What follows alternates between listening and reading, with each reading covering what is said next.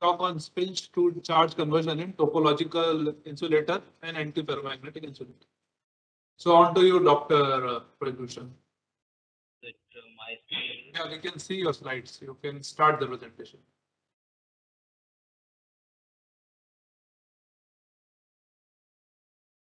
Thank you for this invitation and give me the opportunity. We cannot hear you clearly. Now you can hear me? No, it's not clear, I think. Now? Try to take, don't use that headphone. If you are using a laptop, then laptop mic sometimes works better.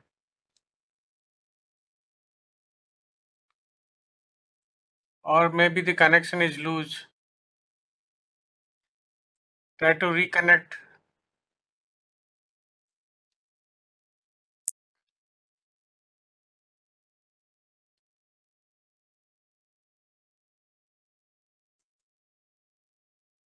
Can you hear me?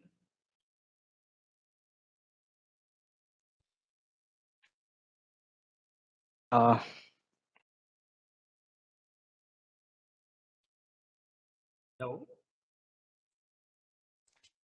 No, it's still the volume is very low. Yeah, we cannot hear anything.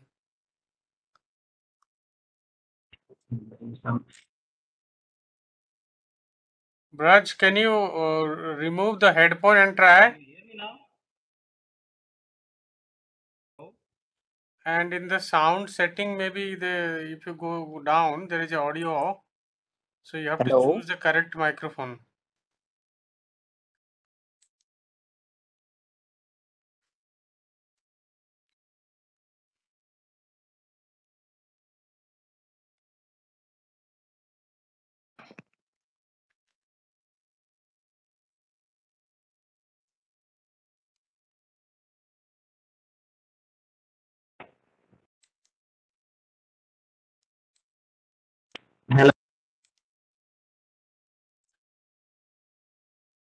Hello?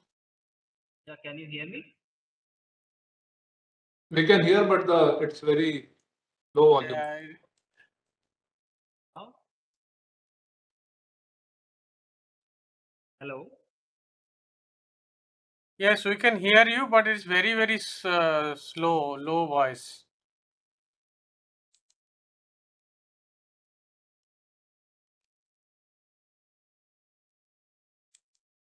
So, Braj, do you like to maybe do the next? Maybe we will go to the next speaker and by that time you can fix it.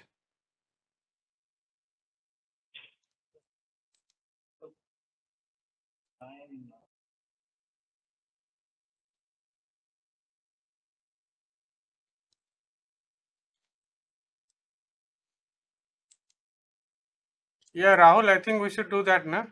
Okay, yeah. Yeah, because it will take time, I guess, for him to fix. So, Braj, you can try to fix your audio. Meanwhile, we are going to the next speaker, okay? Sir, and this will not be possible. Actually, sir, I have a class actually up to 9, so I think this was the only window I was having. So I think voice is clear for me. I don't know why you guys. I can hear a very clear voice from. You can hear. Yes, Okay, yes, then yes. then Braj, continue. Maybe we have Maybe we to can ask increase our others. volume, I guess. Yeah.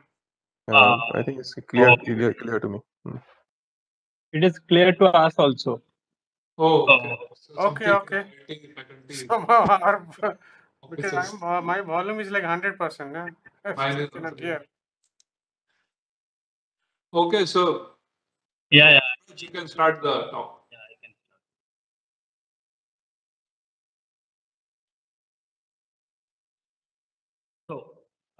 So I'm going to present my work on spin to charge conversion in topological insulator and antiferromagnetics.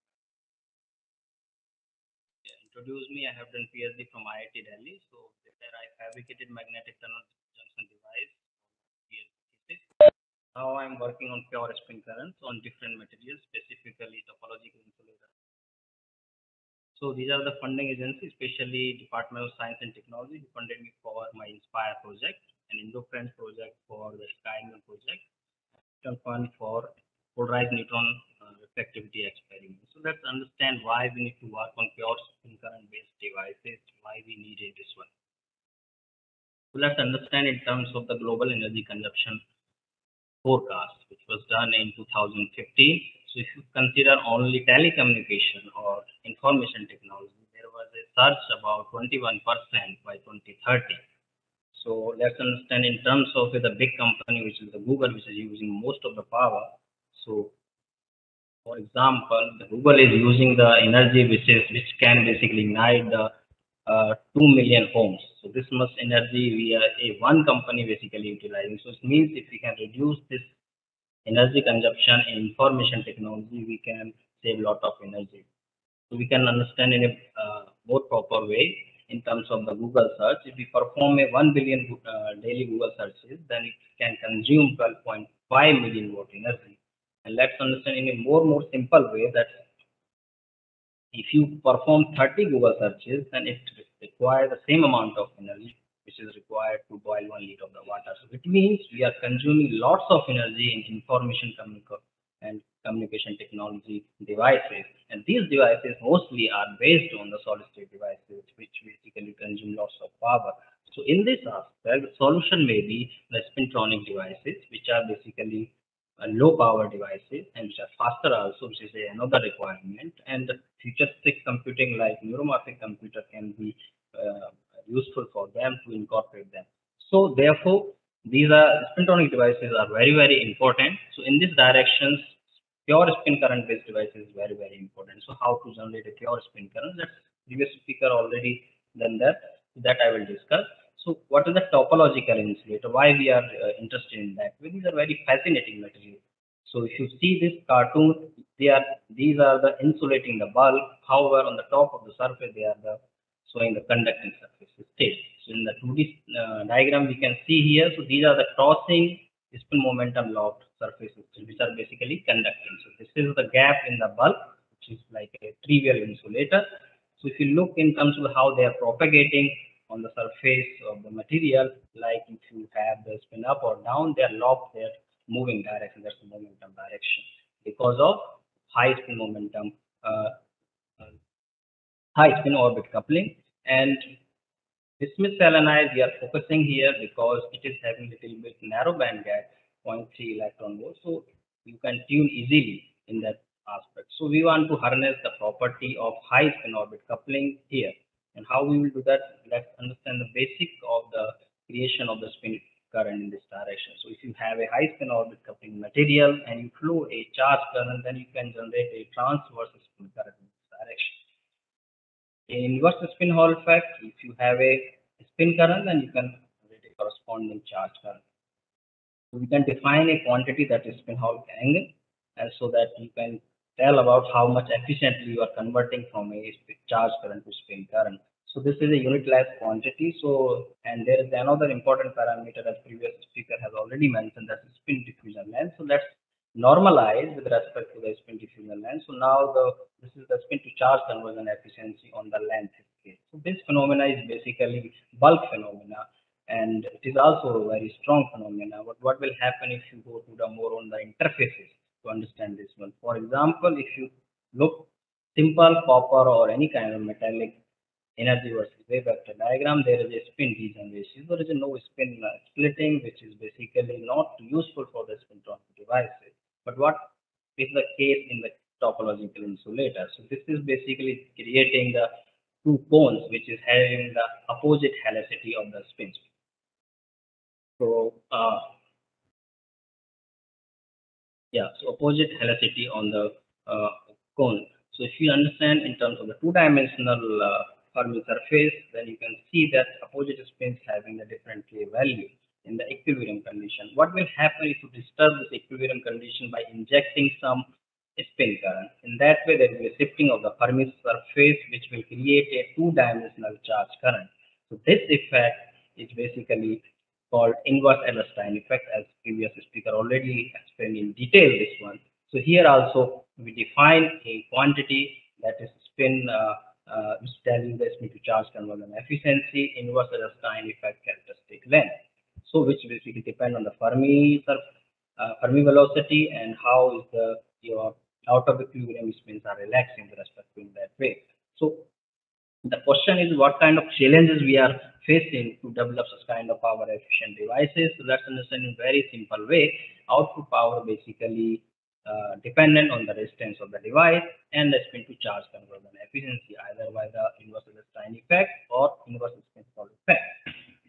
So let's understand that which effect is more powerful, because you can enhance the spin to charge conversion efficiency. Of course, you can generate more power. So it means your focus must be this one. So let's compare which effect is more power. So I try to summarize that work of the various people who have done on different interfaces and different materials. So if you look, spin to charge conversion by inverse Einstein effect is more powerful in comparison to the bulk inverse spin Hall effect.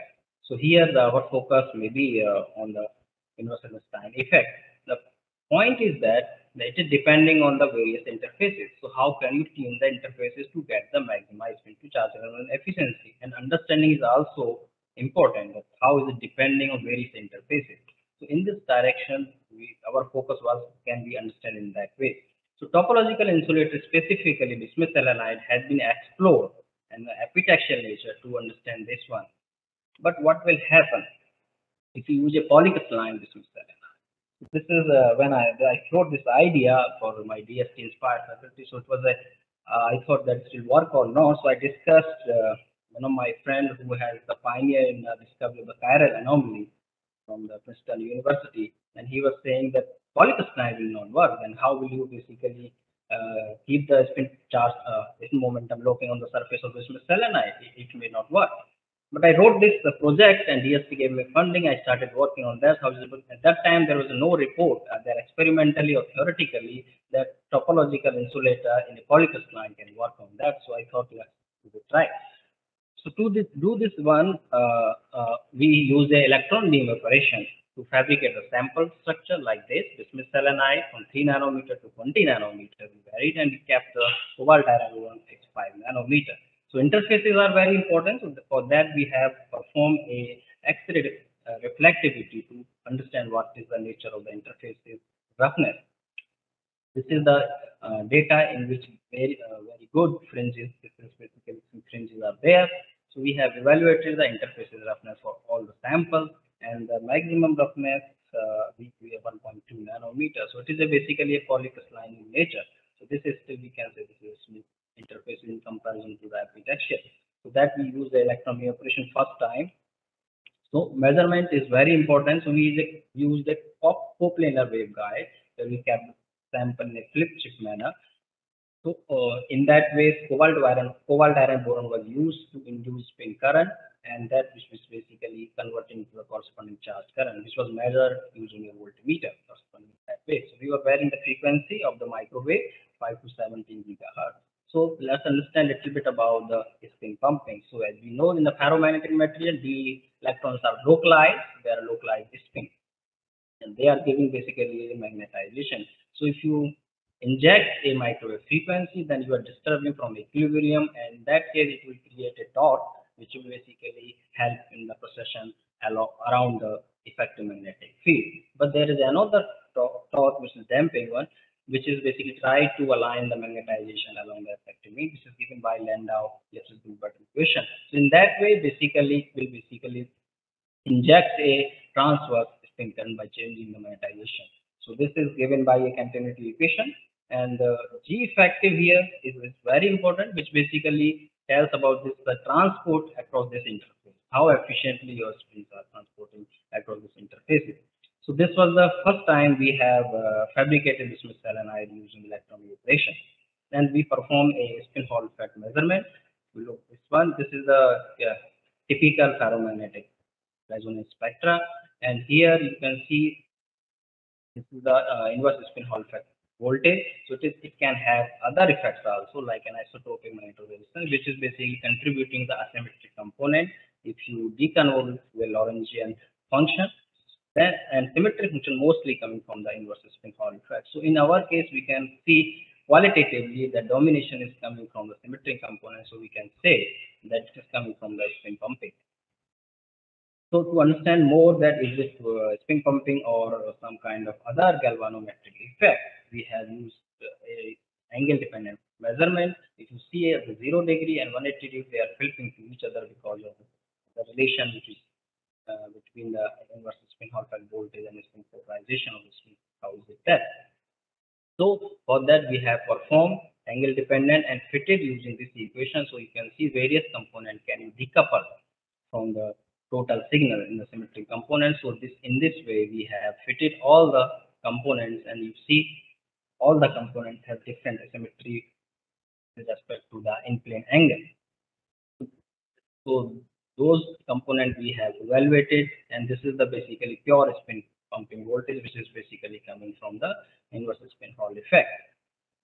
And we have also performed a frequency dependent to know at what particular frequency we can get the maximum signal. So it was about 6.5 to 7 gigahertz, you can see. But there was no trend specifically in terms of the frequency, because frequency will basically heat the system to increase. So this was not the case in our comparisons. Look, the symmetric component is not very much our.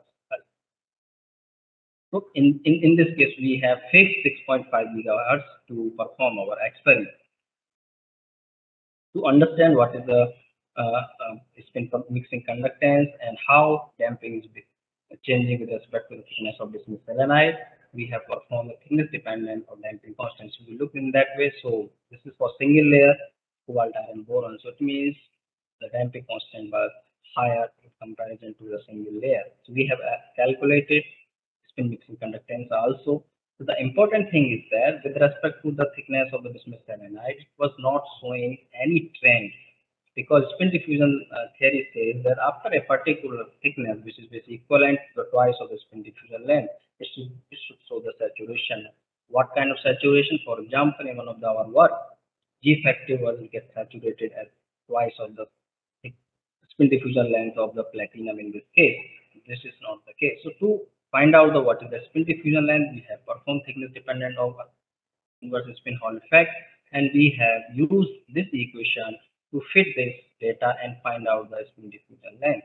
And we have observed 2.3 nanometers. So this is very, very interesting, because surface state in any topological insulator people have reported with the various experiments lie to 2.5 nanometers. So it's also indicating the spin to charge conversion is happening on the interfaces only on the top surface of the bismuth selenide. So to go further to understand this one, we have also evaluated spin Hall angle, and this is also not giving you any kind of trend. So what kind of trend we need to expect? So similar, these are the standard system where you use the platinum as a heavy metal to get saturated because of the fully conversion of spin to charge conversion. So it is also giving us the indication that spin diffusion theory is not applicable in our system. So what could be the possibility that Edelstein effect may be the one possible reason in our case, and hence we have evaluated spin to charge conversion efficiency by inverse Edelstein effect, and this is basically giving us the highest spin to charge conversion efficiency for the 20 nanometer of that. So for the interesting thing, we have evaluated the perpendicular anisotropy. So perpendicular anisotropy means at the interface of the cobalt iron boron, basically it is generated by the exchange interaction in the spin of the cobalt iron boron and the surface state spin of the bismuth selenide, the corresponding Hamiltonian in that way. And we have observed very interesting correlation in that way, that when you have the Kf value smaller, then you have the spin to charge conversion efficiency. So here negative means you have certain perpendicular anisotropy in cobalt iron boron, and positive means you have the in-plane anisotropy. So this was the first time we have observed an interesting relation to understand this one. So now we have found that perpendicular anisotropy of a ferromagnetic material can be one of the important parameters to understand spin to charge conversion efficiency. So in order to compare the various reports in this work, for example, bismuth selenide here. So this was the work from University of Minnesota. This is also a polycrystalline, and you look, this is epitaxial nature. So the efficiency is very low. So our efficiency is much higher in the these two reports. This is the highest report till now in terms of the bismuth selenide, and specifically in the polycrystalline case. In order to understand much deeper in that way, we have performed a structural analysis by high resolution transmission electron microscopy. And then we can see here the bismuth selenide was not fully crystalline. It was also having some amorphous region, some crystalline region. So this is the one possibility that we were getting the highest value of charge conversion efficiency. However, we were not having any kind of theoretical understanding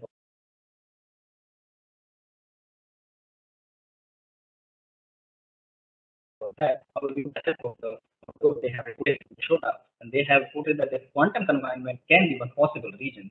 So they have studied the simulation or that spin to charge conversion efficiency is highly dependent on the grain size. It can decrease for the larger grain size. So this can be a one possible region. But in our case, how amorphous is going to create a negative or positive impact, that's also important, because nowadays people are also working on the amorphous topological insulator. Recently, people have performed angle dissolved photoemission spectroscopy of amorphous bismuth selenide. So it means there are lots to understand in terms of the polycrystalline or amorphous topological insulator, because that's basically showing that I told explained here. You see, this is the epitaxial one, and these are the two polycrystalline ones. So this efficiency is higher in the polycrystalline case. So this is very, very important to understand that way. So I move to the next part, which is my antiferromagnet part. So as we can understand in the Nobel lecture in 1970, Nell has said that the antiferromagnetics are interesting but useful. But at that time, the sentence was correct. But nowadays, we are working immensely on that. So in the ferromagnetic memory, you have 0, 1 bit depending on your spin direction. But you can put here 0 and bit in opposite spins in this direction. So we have now become a very hot topic to know the antiferromagnetic materials. So our target was to understand the spin pumping antiferromagnetic materials. For that, we have chosen two types of the material. One is the collinear antiferromagnet and another non-collinear antiferromagnet. In collinear, we have chosen Mn2 gold, which is very famous, and people have shown switching of individual spin. So it is having the tetragonal structure, which is having the two sides of manganese, which is in the collinear structure, and non-collinear means Mn3 gallium. It is a similar structure that previous speaker has talked about Mn3Sn. So, but nobody has studied Mn3 gallium for the spin to charge conversion efficiency. This is the first time we are going to use, and they are having very high Nell temperature. So first we will focus on the Mn2 gold. So growth is very, very important, because unless you grow a very good quality thin film in terms of the antiferromagnetic nature, then you will not have the required spin to charge conversion efficiency. So we have used a magnesium oxide substrate to go 20 nanometer Mn2, and we have observed texture Mn2 goes into polycrystalline side. Interface is also important, so it was giving very smooth interfaces about 0.5 nanometers interface roughness. And we have performed a ferromagnetic resonance, which was varying the frequency, and we have seen that to find the damping constant and other parameters with respect to the frequency. So qualitatively, we can see the line width basically broadening with the bilayer sample can indicate the spin pumping. So we have performed a inverse spin Hall effect. We can see here. So this is basically for the bilayer sample, because as we know, the ferromagnetic material also sometimes can give you the signal. So we have also performed a signal, which is basically measurement, which is basically on the bare cobalt iron boron. So you can see the inverse spin Hall effect voltage is not there. However, in this you can have a nice peak in that way. However, ferromagnetic resonance spectra was similar, giving about 1.2 microvolt signal. So as I already discussed, angle dependence is also very, very important. So we have performed angle dependent measurement to quantify basically purely spin pumping voltage, which is basically causing to charge conversion efficiency. So we have also observed very interesting thing that our inverse spin Hall effect voltage was frequency dependent. It was changing the frequency.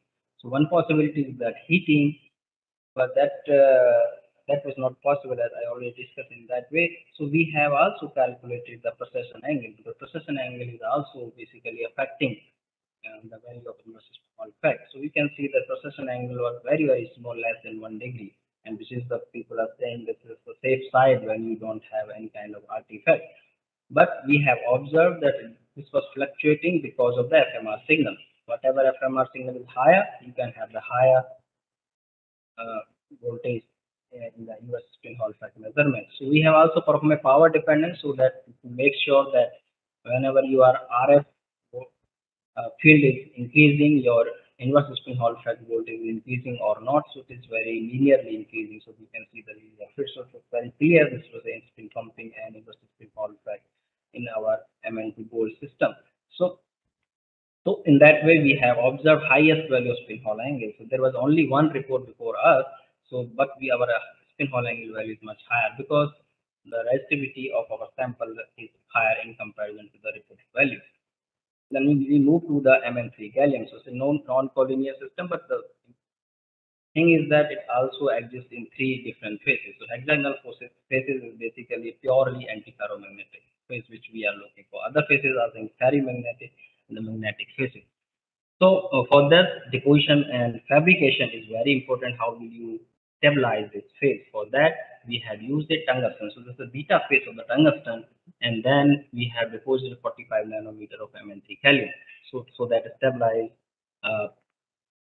D019 phase.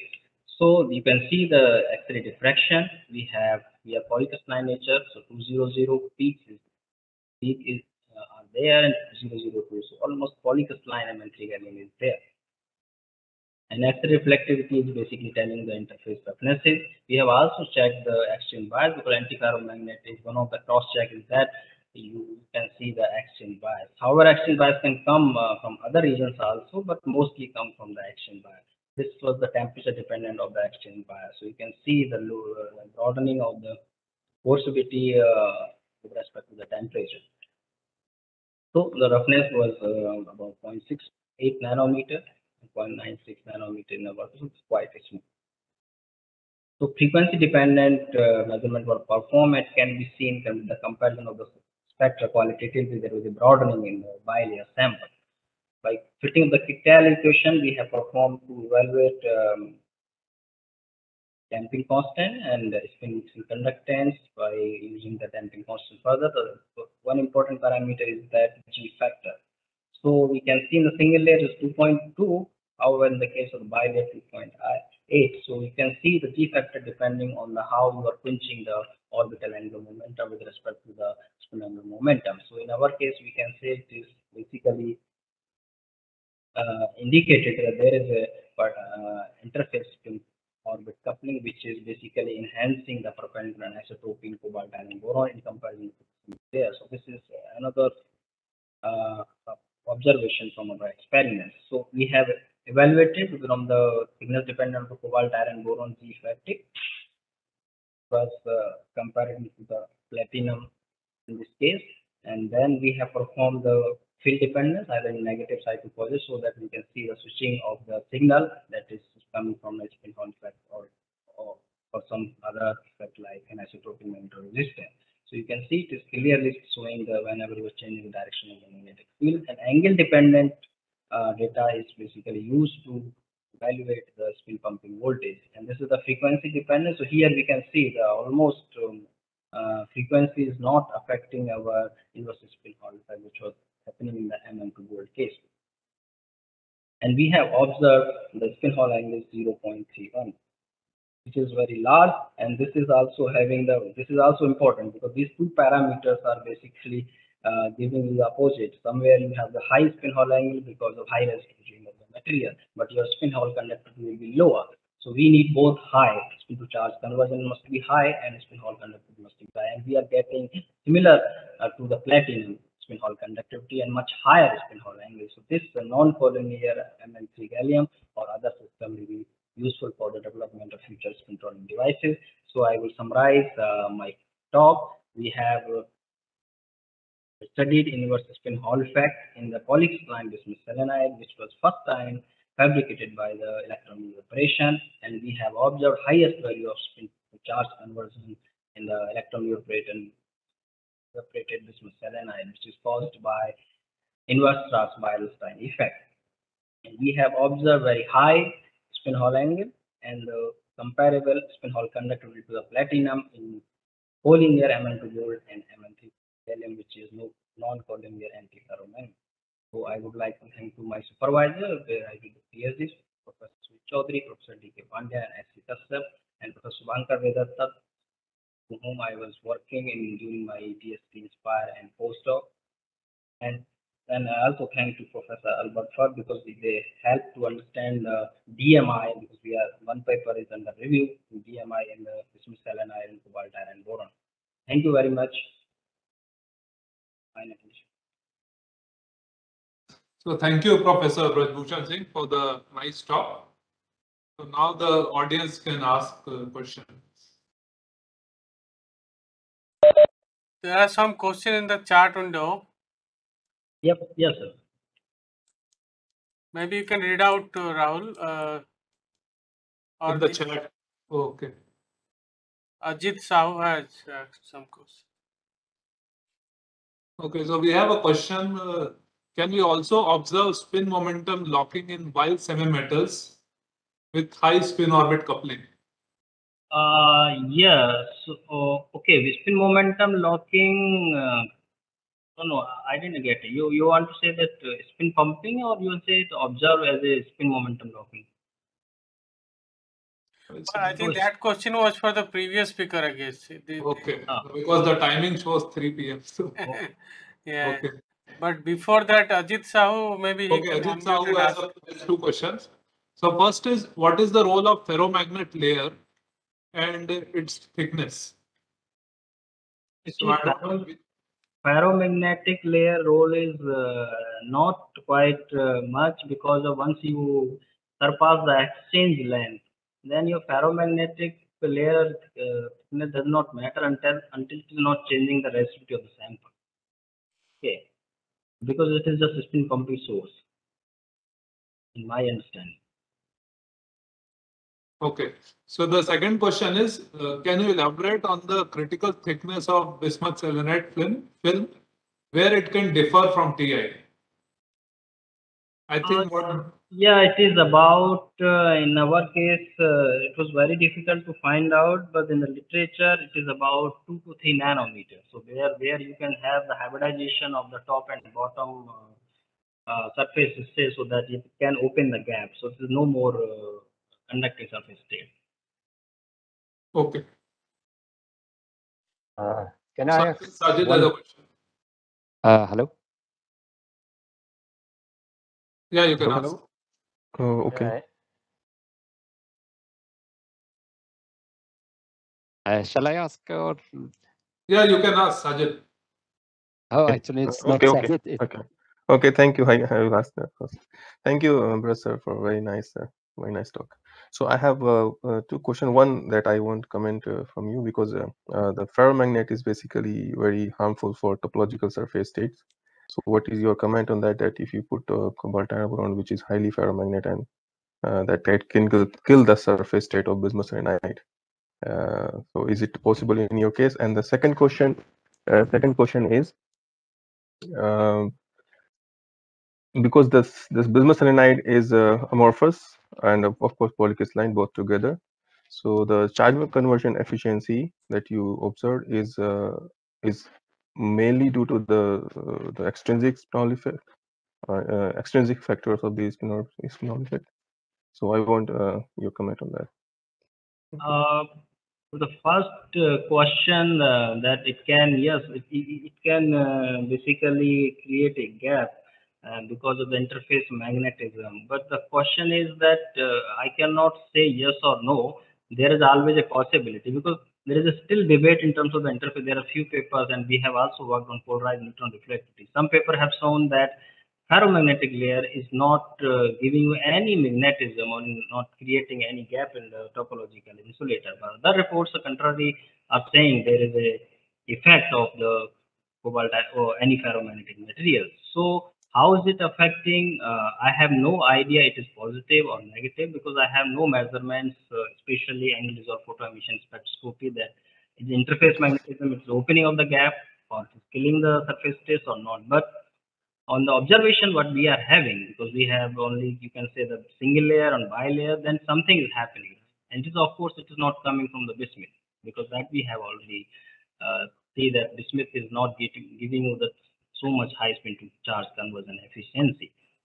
So that's one thing is clear. So And second, from the external point of view, yeah, I cannot say that from the external point of view are there or not, but there are already reports that if you have a grain boundary, they are also creating the surface states and helping for the spin to charge conversion efficiency. But this phenomena using polycrystalline or amorphous is not completely understood. So external factor, if you are talking about the interface roughness, I would say this is not the factor here. Interface roughness cannot enhance the spin to charge conversion in all the sample, and that is not depending on the interfaces roughness. So if you ask me, I understood the phenomena. No, we could not understand. We and some people who have observed this was they could not understand what could be the one quantum confinement is the reason that I already saw this in the paper. But that is not also agree with our work because the size of the grain is much higher in comparison to the simulation is showing. So it is very difficult to say any concrete answer of your question here. Okay, thank you. Okay, so thank you. I have one question. There's one more question. Yeah, my question is, it was nice talk. So yeah, can you go to slide number 22 or 23? Yeah, next slide. Yeah, so you have calculated the G factor. So but I have seen that this G factor is like you have obtained like 2.8, which is quite large. So I just want to know that you for the various thickness you have fixed this G factor, or you have put this as fitting parameter, because when you obtain this G factor, it depends, it affects the MS value and also alpha value. So in your samples for the various thickness, you have fixed this value, or you okay, I understood. Yeah, that's right. There are many parameters, but what I did actually, and just to add more, G factor actually using ferromagnetic resonance is very risky because your error bar is increasing immensely. So I hope you have studied the NIST paper. They have studied on the G factor evaluation. So basically, Yes. you need to study in a large frequency range. Then only your error bar will be smaller. So that's the one factor that I would like to bring in your notice. Second point is we have used a fixed value of MS. Okay, so that we have evaluated from the SQUIT magnetometer. So to avoid that, okay, we can fix the one parameter. Okay. Okay. Got it. Okay. So thank you, Dr. Bhusan Singh, for the nice talk.